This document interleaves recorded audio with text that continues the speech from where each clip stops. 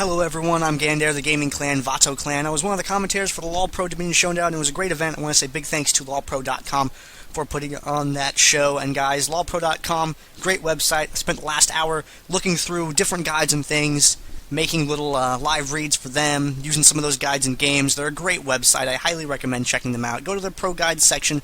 There's a lot of guides about Dominion, and all of this stuff is quality. Having gone through all of it myself, I can say these guides are very well written. They're extremely informative, especially the strategy and tactics section for each character. Plenty of characters to choose from. There's even less played characters like Riven and Mordekaiser, characters that we don't see in competition too often, but they want to cover everything. LoLPro is a great website. You should really check it out.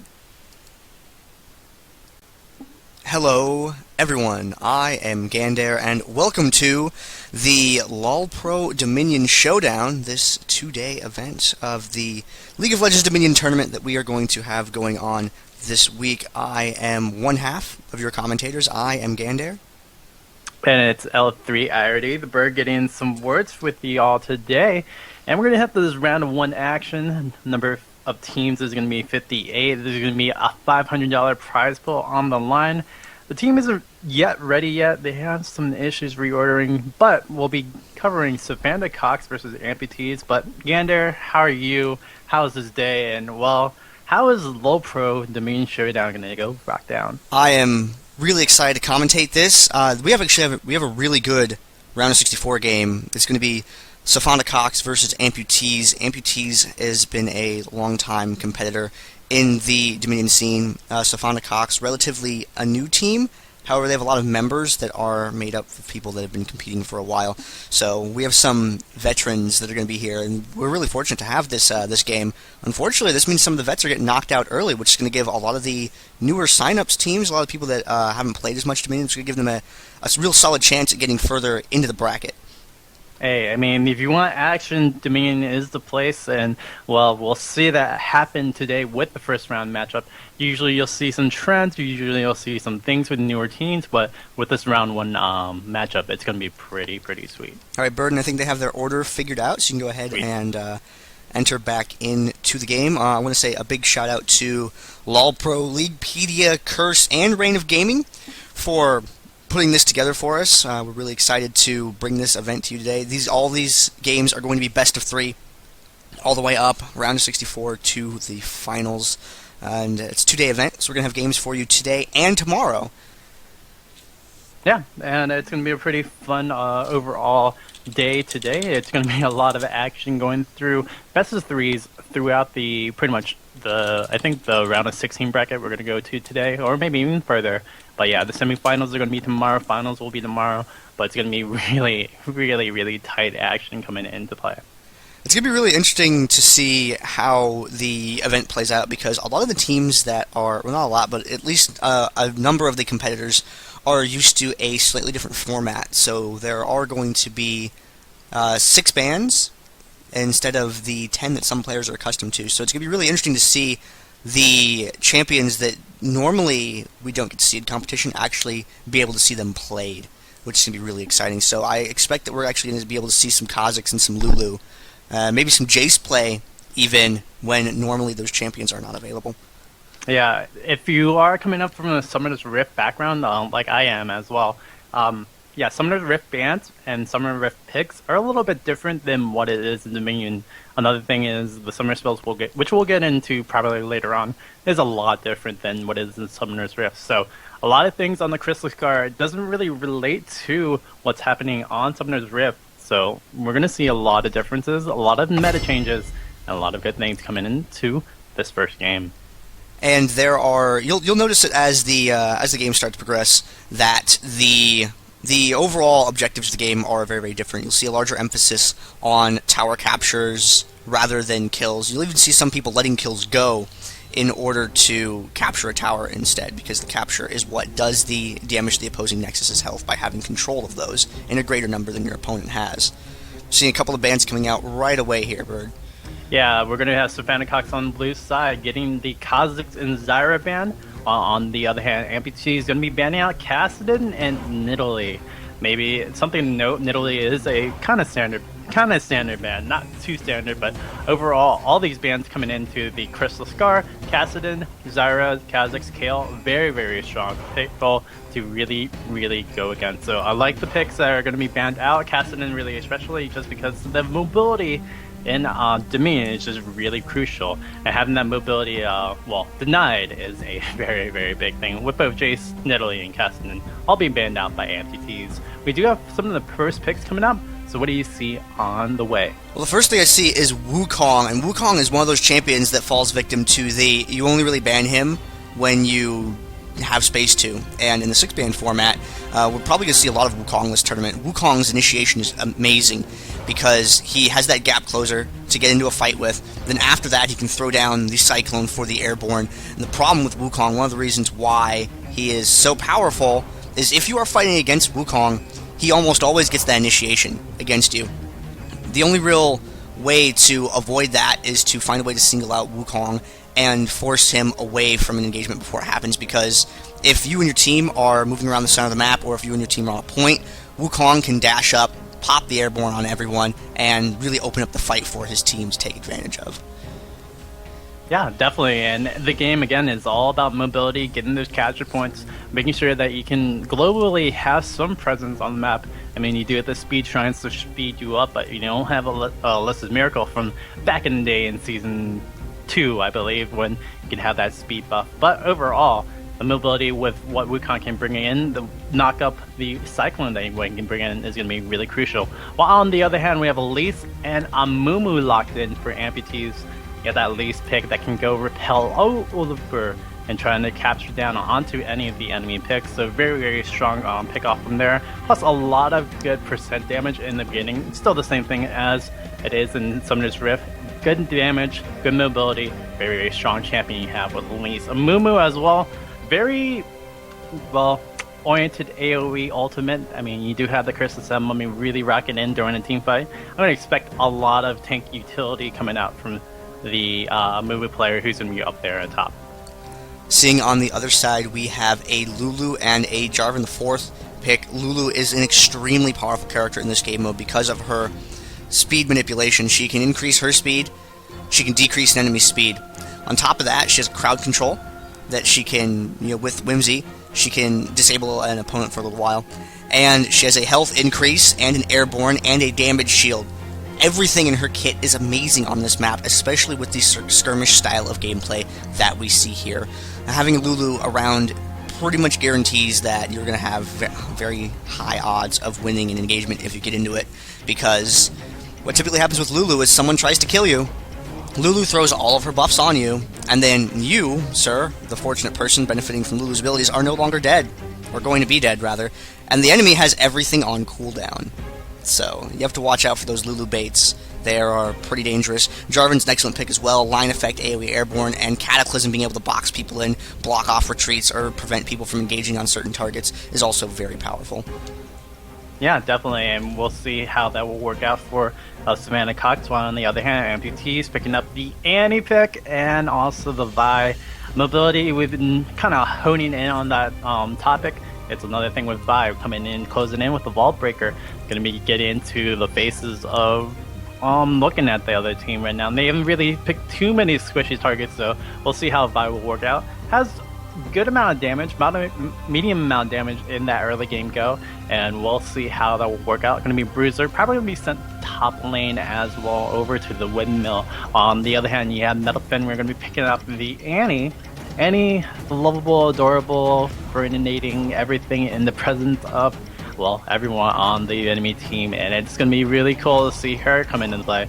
You're going to go tie that in with some AoE ultimates, the stun that's going to be coming out after every 4 abilities coming out from Annie. It's going to be pretty crucial to land that AoE stun onto that team fight. Otherwise, not as mobile as the other champions picked up from Amputease, but still a really good one.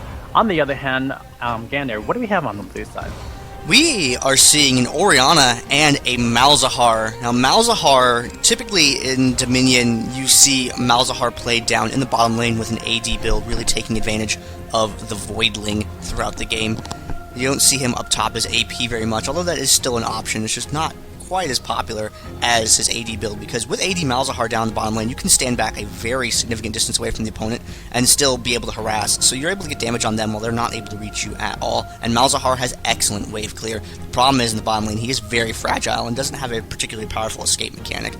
Orianna is a character that we don't see very often, but has started to become more popular recently with a few players.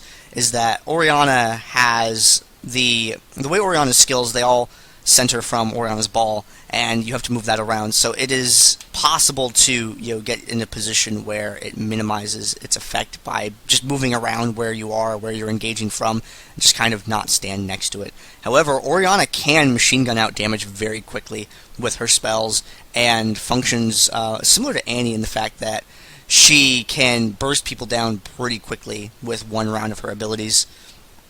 Yeah, and Orianna going to be key for that. Malzahar maybe going bottom, like you said, is going to be susceptible to ganks. But we do have, on the other hand, the last pick coming out from New V3, and it's going to be a Syndra. Syndra, I guess if you guys don't know about the Dominion world, we have this Dominion player called Sauron. He has a pretty good record with Syndra. Syndra is a really, really strong bottom lane, just tower defense. She has so much burst potential at level 6. We know about her unleashed power onto everything combo, but the very big thing about Syndra, just her damage output to clear waves, but also just push back the enemy opposing bottom laner. So very cool to see new V3 into this matchup. And again, you guys are seeing the LoLPro Dominion Showdown. We're about to get into the delay. But what do you think about both teams coming into this Gandir? I see armor reduction on Sofanda Cox's team. Between J4 and Wukong, that is going to be a very dangerous combination if they are able to get together and make some plays on the map. I also see Cataclysm being extremely effective, paired up with everything in Orianna's kit is going to be very nice as well. On the other side, on Amputease's side, I'm seeing Vi, but there's really no one to take advantage of Vi's armor reduction. They're very, very AP heavy on that team, and it's going to make it a little bit easier for Sofanda Cox's team to counter build against them for that reason. Yeah, there's going to be some interesting techniques that are going to be coming into play. Chat has been saying Ori Ball onto the Wukong that's stealthed in when you go decoy in there. That's pretty cute. You can also see that as well with generic, using the knock-up on knock-up play right there with the wild growth on top of the cyclone. That's really cute as well. But usually what I'm seeing from the team of Sofanda Cox, / mostly what I see from Dominion players, some of the Rift players as well for J4, they usually are the ones that start the engagement in, then we see like something else of an AoE comp push in to, well, clean up. So I'm liking the comp that's coming out from Sofanda Cox. I feel like it's going to be oriented in a different way, unfortunately. While on the other hand, Amputease, I mean, yeah, you have the AoE as well, but it's all going to be on Sugar Hawk, really just forcing the issue all the time for Amputease. And one of the things that you might not be used to, viewers, is we're going to see a lot of Revive this tournament. And I actually brought something to show you guys a little bit about Revive and what makes it so powerful in this game mode. A little bit of info on the screen for you. I'm just going to briefly go over a little bit of it. Revive enables you to get back to the fight faster and with increased health. It counters being dead. It's one of the few direct counters to being dead in the game. You can only counter Revive with another Revive, and it is the most commonly used spell in this game mode because the movement speed is so important. Because the map is smaller, that movement speed can very quickly carry you across the map back into an engagement that may have been imbalanced if you'd gotten picked off. So it's a great way to capitalize on an enemy mistake or to recover from a mistake that you made your own. Yeah, I really agree. Like, I'm seeing off the graphic, 87.4% of competitive games have 8 or more revives. It's pretty key that you have the revive online for you in Dominion, just because it is just like Flash. You have that mobility, but you also have, well, like the defense to come back and recapture that point. So really cool to see coming back into this LoLPro Dominion Showdown. We're about to get into this game, Gandir. I mean, what do you think? What do you think is going to happen for this one? One of the things that I have noticed going into this at first is that Sofanda Cox does not have Zyra with them this particular event. When they registered the team, they did not have Zyra on their roster, so they have Generic playing Lulu. And I haven't seen Generic play Lulu. If they had Zyra on Lulu, then I would have said they won the game, because he has a 100% win rate with Lulu, which is kind of absurd. And Lulu's a really powerful character, but for the most part I've seen Generic play more AP bruisers and AP carry style than I've seen him play... Teehee, it didn't capture right. Go ahead and talk for a second while I fix this scene. Yeah, I'm going to have to agree with that. Generic is a very, very strong AP bruiser, but he played quite a bit of supporty kind of champions for Dominion, and in Dominion in general for the Crystal Car, you want to have at least one or two supporty champions over on the windmill side. So really cool to see that Lulu pick up. Again, Wild Growth is going to be a very, very strong utility tool, but like Gandir said, somebody bursts in onto, say, Orianna, or someone bursts in onto Wukong with all the abilities. Once they get him out, Orianna get the shield upon another shield, making sure that Orianna is safe, and Lulu just solves the day overall. So, very, very dangerous to play off against Lulu. It's very awesome to see the Lulu come back into play, because it is usually banned out in other Dominion tournaments. So very cool to see.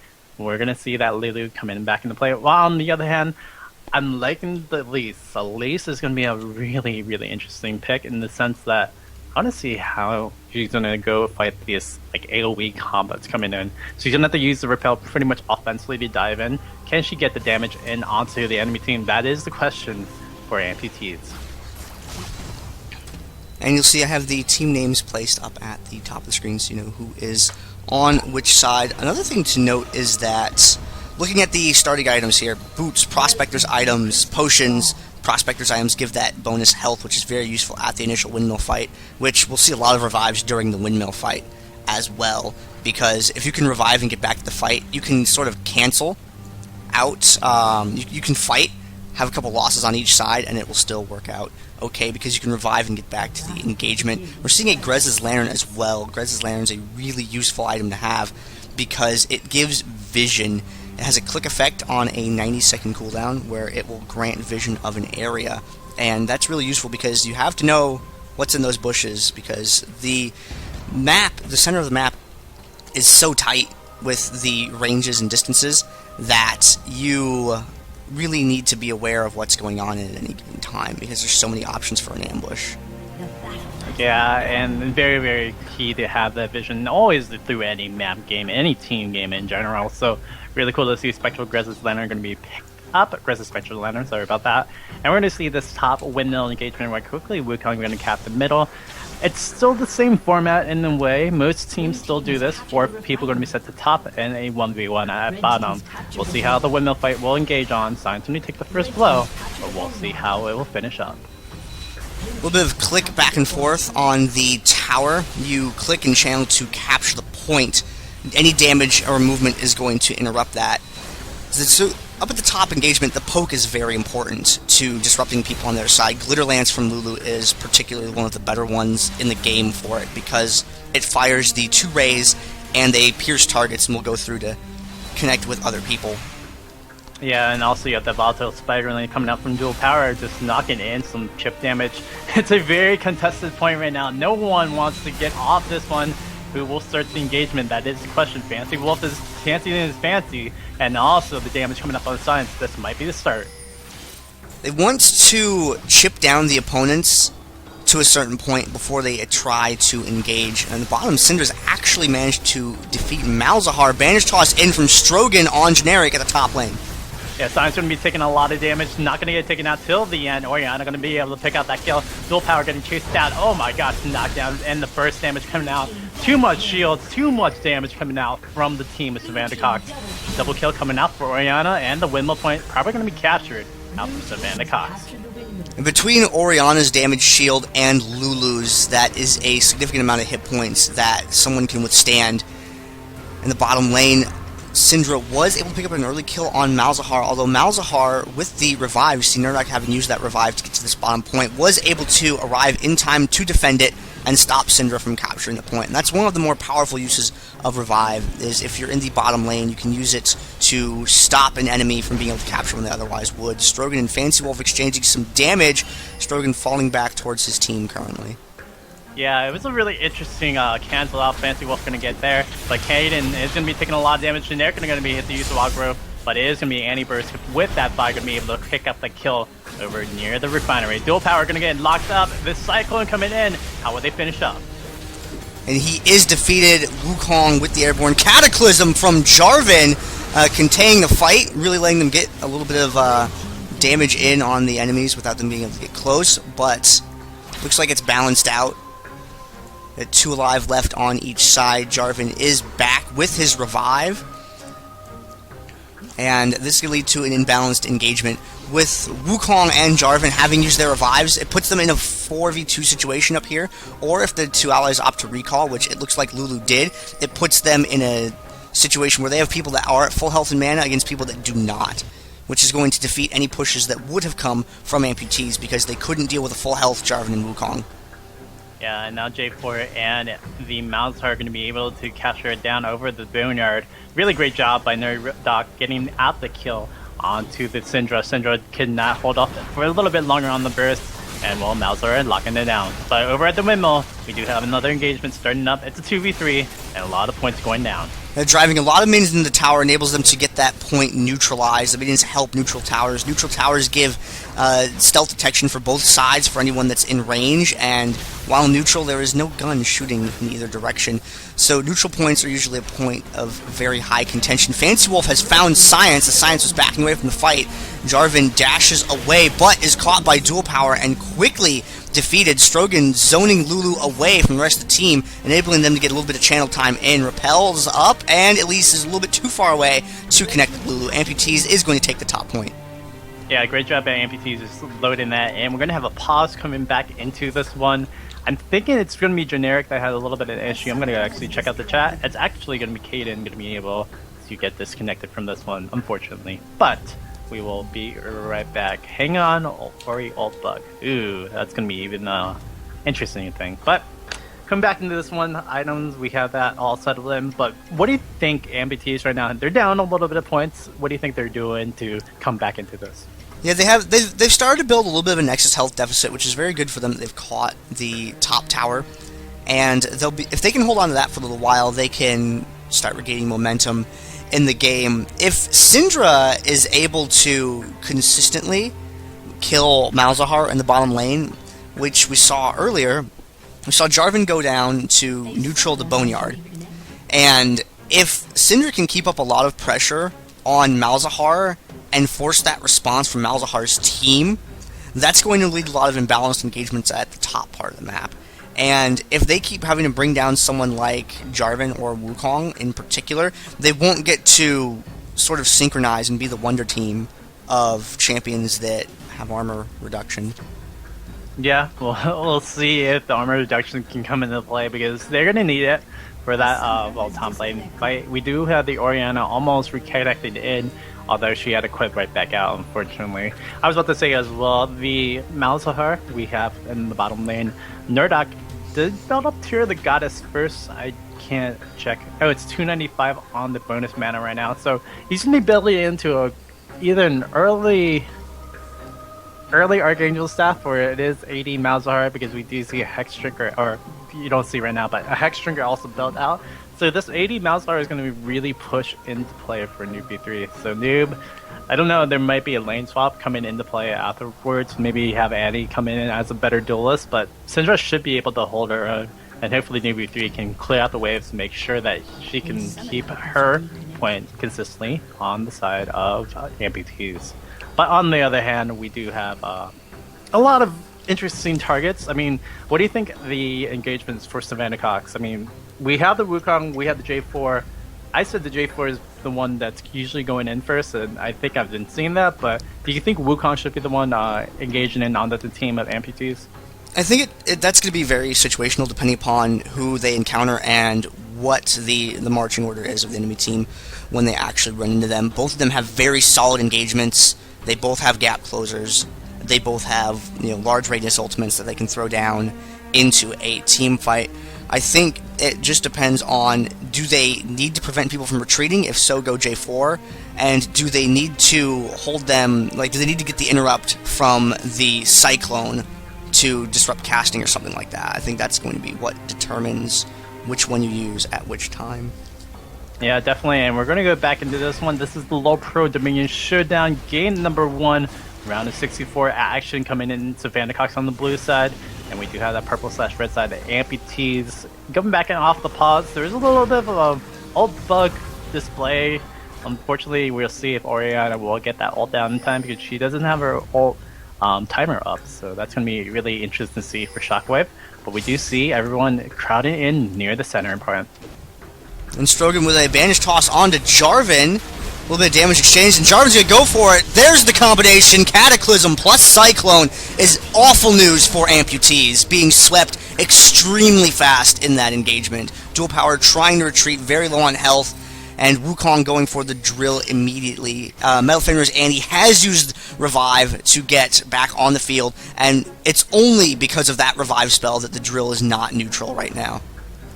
I mean, if you wanted the bandage toss to the team, I would say thanks all the time for Sofanda Cox, because that literally going on to the J4 was pretty devastating to the team by Amputease. So we'll see how they'll come back from this one. Just a minor mishap, but they will come back and try to fight it out again. They wanted to get the center relic point a little bit more secured for the team. They didn't expect to have the whole team right there for Sofanda Cox. So very cool play by Sofanda Cox. Amputease couldn't try to cut down on the generic. Not going to hit online. Yeah, the center relic, you always want to babysit whoever you have on your team that is capturing that relic, because you never know if the enemy team is going to take advantage of that and use that to make a play, as we saw Sofanda Cox do there.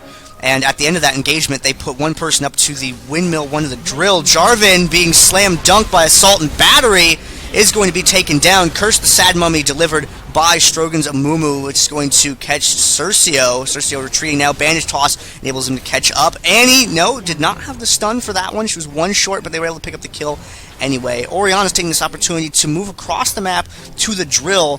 And after that engagement, Amputease is splitting 2 to the top and 2 over to the refinery, splitting up which points they go to, using their numbers advantage to try and pressure as many locations on the map simultaneously. Yeah, they're going to get the neutral off on the refinery, but we're going to see the Orianna and the Elise match up while on the other end, and we're going to get caught in. Elise should be able to pick up the kill on the Kayle, and yeah, we do see the pickup over there as well. Science getting picked off, what can happen for Strogan McHawk? And Strogan going to delay for a little while. They were able to secure a kill on Lulu, but that was mostly J4's fault, because J4 had caught Lulu in the Cataclysm, and Lulu would have been able to escape otherwise, I think. But no real harm, as Lulu was able to get back on the field pretty quickly. Takes a stun from Metal Fenrir's Annie, and a stun from Dual Power as well. Dual Power with the Repel, using that to stalk Generic, and Generic having to retreat from the fight. Splitting off Annie up to the top part of the map, and Elise over to the drill. Got them a couple of points in that engagement, and they had a neutral temporarily at the refinery, which was very good for them. They were able to stop Orianna, secure the windmill, and neutral the refinery. It was a very good series of engagements for Team Amputease. Yeah, Amputease to close out on the lead. Now it's only 30 points down, but they're going to keep on coming back. We do see a game coming up, and the bottom lane is about to get very heavy. And Noob V3, great delay with the stun, is going to be caught, however, takes down Orianna in the exchange. Science coming up to bail out the point, jumps on Nerdok immediately as Malzahar is the squishiest target available. Syndra with the revive gets back, not quite in time to stop the neutral because it's under very heavy assault, and may be able to take down Fancy Wolf. It's going to be pretty close, needs another ability, there we go. And wants to get Nerdok. Wukong is doing a good job of zoning him away. Hex Drinker proc on Nerdok, helping him out a lot. And going to be taken down by Wukong. However, while that was going on, yeah, we did see the refineries being taken down over there. Amputease is going to be able to cap that. I mean, it was a 4v1 per se at the bottom lane, pretty much overall. And well, Amputease said, well, you're going to go reallocate resources to the Boneyard. We're going to go reallocate resources elsewhere. Nordock going to be taken down by Science. Science going to be traded off right over there at the bottom lane. And we do see dual power and everybody else trying to back cap before on Sofanda Cox. And they're regaining a couple of points. The bottom point under attack at the moment. Cercio delaying, buys time for Jarvan to get there, and they are able to take down dual power. Cataclysm keeping him from retreating, and Strogan going down as well. Metal Fenrir wanted to connect with Cercio's Wukong, but was not able to do so, unfortunately. New V3, oh dear, Jarvan just narrowly escaping being destroyed by Syndra. Good Garrison. Garrison, a defensive spell, interrupts captures and heals capture that's on the, or missing from the turret, rather. Metal Fenrir being chased away, and Noob V3 and Fancy Wolf have a little bit of a disagreement of sorts, but it looks like J4 is going to be able to retreat safely through Malzahar. I think we're seeing the overabundance of the shield really capturing down onto the team, the Amputease. Sofanda Cox is using out the Guardian Aegis, was really key. Golden Aegis, sorry, J4. Really key to keeping him alive and then keeping out the point over at the Claw. So very cool stuff coming up from Sofanda Cox in the sense that their team comp, they're using it really well, and they're going to try to come in again and try to come on to the team of Amputease. And Amputease has a good position on the windmill. They have a lot of people in the lower part trying to protect the one person who is capturing, but Jarvan, not terribly concerned with terrain features, is going to dash onto the point. Strogan taking a little bit of damage, and Amumu getting really low on health really fast, being forced out of the fight immediately. Creates a little bit of an imbalanced engagement, comes back with the bandage toss, but is punished immediately for it. Jarvan's Cataclysm at least tries to escape with Repel, but is not able to do so, unfortunately, and they really shut down Amumu hard at the beginning of that fight.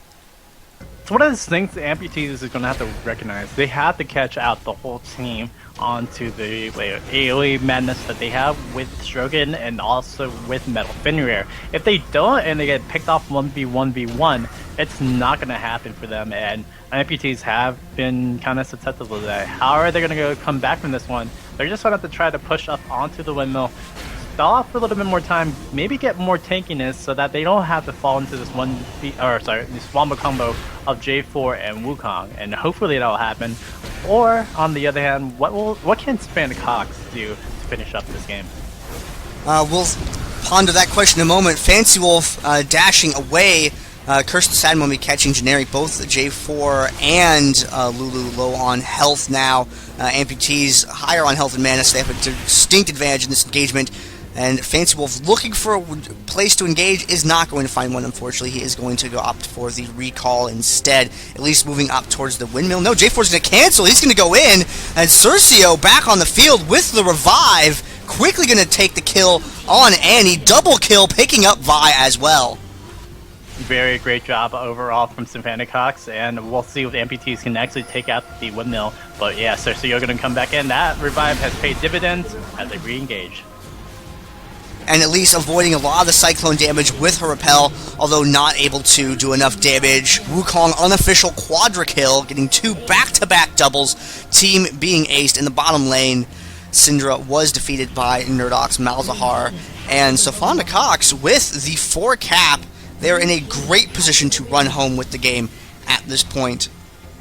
Yeah, they only have to hold off for a little bit longer. They don't need to really protect the Boneyard. Fancy Wolf's going to get knocked into Metal Fenrir. Ooh, Metal Fenrir is going to get captured in from the point. And it is going to be Fancy Wolf taking out that 1v1 kill. No V3 going to go capture that down. Windmill, we're going to have a lot of disagreement yet again. Science going to be starting off generic. A little bit of poke back and forth from both sides at the top part of the map.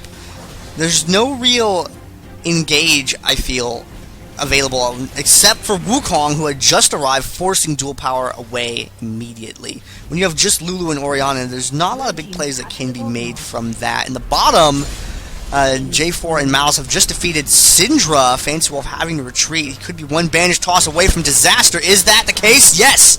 And he shuts down Fancy Wolf's kill streak. Now it's 2 versus Malzahar, and Malzahar does not like those odds. Yeah, Metal Family is going to get locked in by the ult, but it's not going to be enough. Metal Family will get picked off from the Malefic Visions, but Strogan's going to be able to pick up that kill. We do have Amputease going to try to capture in onto the claw, but Science is going to get knocked up. Can she finish up? Youmu's going to be activated. It is going to be Fancy Wolf on the other hand, still just delaying and stalling out. It's a really good game coming out from Sofanda Cox at the moment. They are really tanky. Amputease on the other hand, trying to keep up the damage. Noob V3 did a good job of delaying for as long as he could at the point. Unfortunately, he had lost it. Sofanda Cox's team was able to take control. Wukong is going to decoy away, but there's the click effect, the vision highlighting where Wukong was stealthed using the Cyclone now, and Jarvan delivering the airborne on Metal Fenrir. Yeah, Fenrir going to get almost finished off, but he's going to be saved. Devil Power going to be taken down. Strogan going to be taken down as well, and this 4-cap is going to continue for Sofanda Cox, and it's looking very, very strong for the team. With the Wukong just going to highlight the score, 15, 5, and 14, doing a great job of disruption, but also getting so many kills. Sweeping down towards the bottom point, they're going to go for Noob V3, and Noob V3 might be able to pick off J4 here. No, Orianna with the shield is going to help him as well. And Strogan and Dual Powers at least arriving as well. But it looks like Sofanda's just going to safely fall back from the point. And their top is undefended. They see 4 here, so Cercio heads up to the top. Very wise decision on his and his team's part, because that is where Science had gone to try and pick up a neutral and stall out the game a little longer. It's me activated exhaust going down. Decoy going to take a lot of bit of damage, but Science with the AoE damage going to be able to pick up the kill on the Cercio. That we do have 2 going to be coming up. Generic going to try to delay the point just to be a little bit longer, but unfortunately, not going to be enough. And they are going to pull off the neutral, which is going to stop the clock for them at 29 Nexus health. And it's going to be a very tall order for them to be able to come back from this. However, Fancy Wolf being dead is going to help their case. If they can get rid of Orianna now, they could move on over to the refinery. No, Cercio is alive now, and Cercio's Wukong should be able to defend that point. Strogan, will you land the Spanish toss? Yes! Generic gets a free trip back to the summoner platform. Yep, and we're going to see how the windmill will be the focal point yet again. Amputease is going to have a 3-cap at the moment, but can they keep it up? That's the question. Or what is Sofanda Cox going to have to do to close this game up? In order to close out this game, they are going to need to secure either the Boneyard or the Windmill, and they're just going to have to drag out a fight for a little while. They don't need to win a fight, they just need to delay long enough to tick out that last little bit of Nexus health. And with the characters they have, with the damage shields they have, they should be able to pull that off, but they need to pick up the point first. And they haven't really gotten together for a good 4v whatever number of the enemy team yet. Although this is shaping up to be that engagement they want. With Wukong arriving now, will they be able to pull this off? They just need to find a good position to engage Cercio and Fancy Wolf. There's the vision effect. They want to make absolutely sure they saw them using 2 Hextech sweepers, one from Annie and one from Amumu, in order to reveal that area. And then we had one coming from Lulu as well to make sure nobody gets caught. And oh, just narrowly missing. That being on cooldown could be bad for them. The Cyclone is activated. Yeah, we're going to start and J4 going to go Cataclysm down. Congrats, Strogan used the ultimate, but is that going to be enough? No, the Shockwave just doing massive amount of damage. And it is going to be Sofanda Cox going to be able to clean this one up. They're going to go back to the windmill. Generic's going to have to go back as well. There's no way they can defend off on the refinery or the drill point. So Generic going to try to delay Metal Family as long as he can. Metal Family going to go in. He's going to go ham onto 3 people. It is not going to be enough. The slowdown coming up from Glitterlance, and Sofanda Cox has captured down the windmill. Now the elongated fight, the elongated battle. They just have to delay for that little bit longer. If Glitterlance had not slowed Annie twice, Annie would have been able to get there in time to connect with an Incinerate for an interrupt, and then possibly throw Tibbers on the minion wave. But now Amputease has to sweep this fight to get this point, or they will lose the game right now.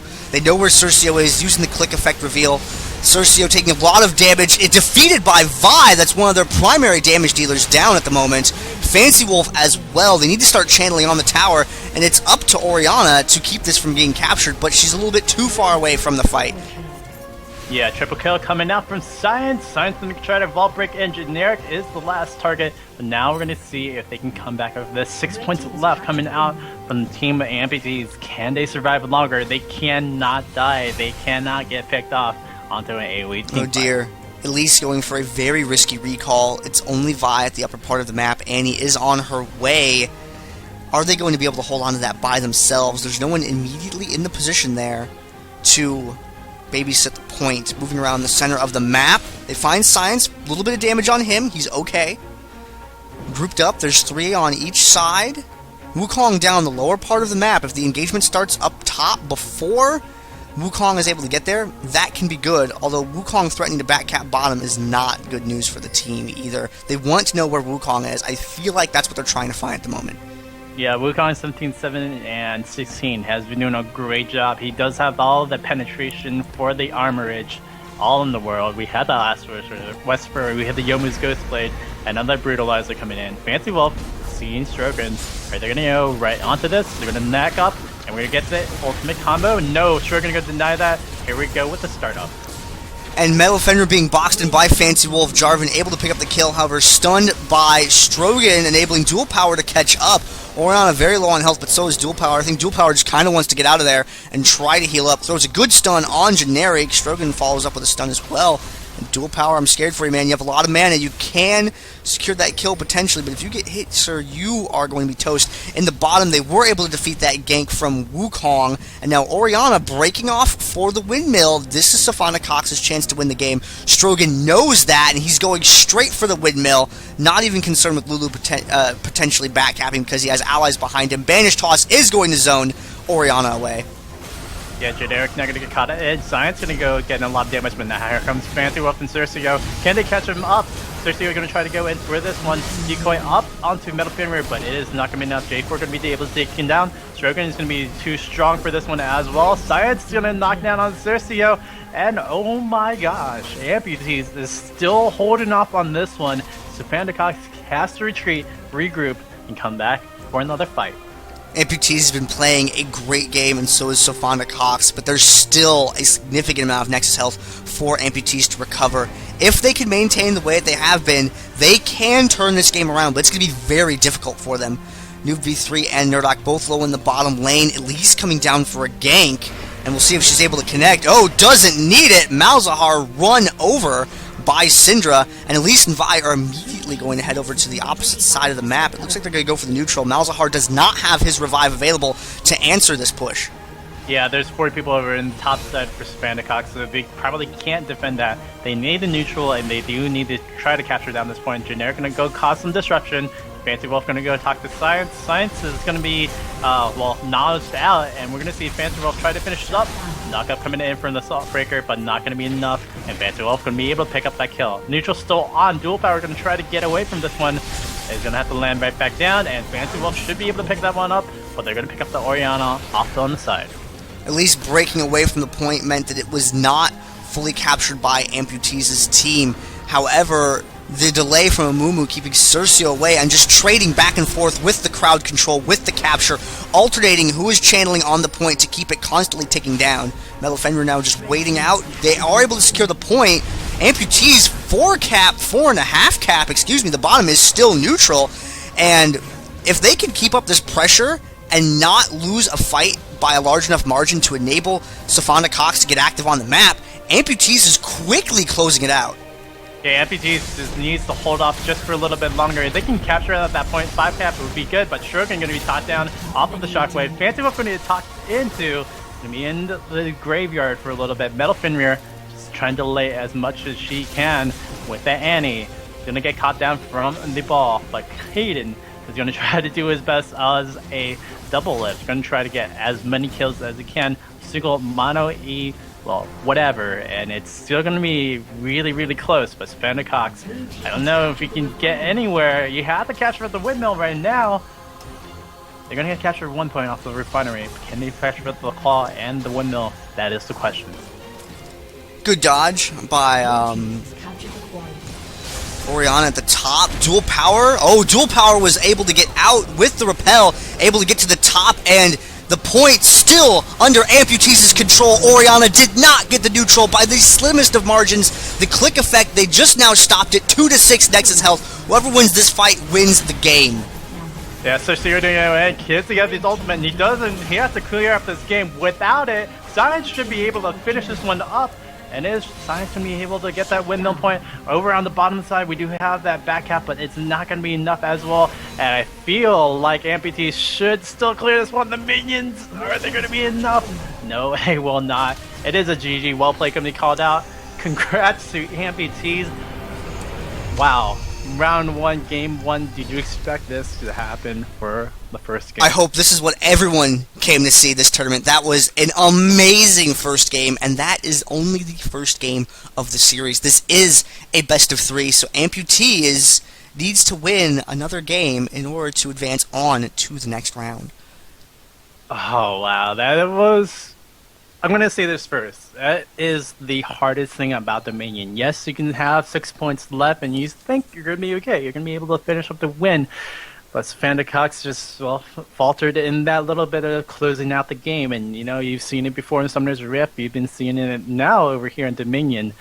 It's one of those things that is going to be very crucial. Sofanda Cox had a great team comp. The shields galore coming into play. He had the Orianna shield J4 with his golden ages. He had the Lulu shield on top of that. The engagement factor is so good. But in the end of everything, Amputease just picked off 1v1, made sure that they could single out some of the damage, had a forced place for Sofanda Cox, and that pretty much got them back into this.